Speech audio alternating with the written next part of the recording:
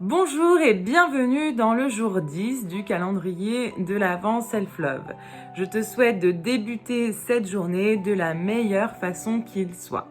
J'espère que tu mets déjà en place tous les conseils que l'on a vus ensemble depuis le 1er décembre et que tu en vois déjà les effets positifs dans ta vie.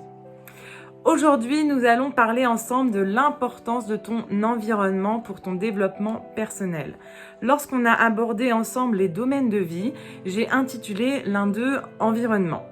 Je ne sais pas si tu as déjà pris conscience de ce que tu pouvais, toi, mettre derrière ce mot environnement, mais dans le développement personnel, quand on parle d'environnement, il s'agit surtout de l'environnement physique, c'est-à-dire l'endroit où tu vis, si tu as une maison ou un appartement, la ville où tu résides, le pays, mais on peut regarder aussi cela sous un autre angle.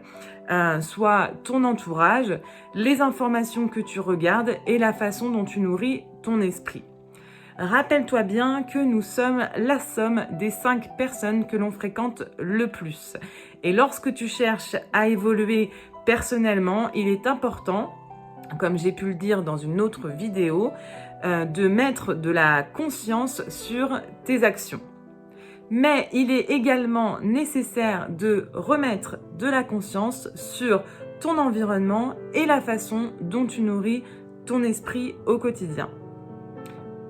Je ne dis absolument pas qu'il est nécessaire de virer tous tes amis qui ne pensent pas de la même façon que toi ou qui sont plutôt négatifs. Non, je dis simplement qu'il est nécessaire de prendre conscience de ce qui t'entoure, d'observer ce qui te nourrit positivement, ce qui te donne de l'énergie, et à l'inverse, qui te fait te sentir mal, te prend ton énergie et vient bousculer ton équilibre et ta paix intérieure.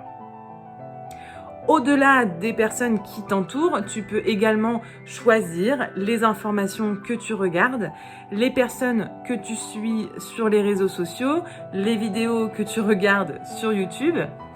Tu as le droit de ne plus regarder les informations si cela te met mal, ou de ne plus suivre telle ou telle personne.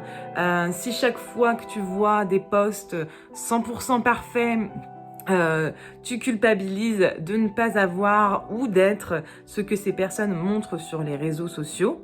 C'est toi qui choisis ton environnement, ton entourage. C'est toi qui choisis comment tu viens nourrir ton esprit. Donc, l'exercice d'aujourd'hui est vraiment d'aller remettre de la conscience sur ce qui t'entoure, de venir observer ce qui te fait du bien et ce qui t'en fait moins. Libre à toi de choisir ce que tu décides pour toi. L'important, c'est d'agir en conscience et de mieux comprendre tes fonctionnements. J'espère que cette vidéo t'a plu et qu'elle te permettra de remettre de la conscience sur ce qui t'entoure et ce qui vient nourrir ton esprit au quotidien.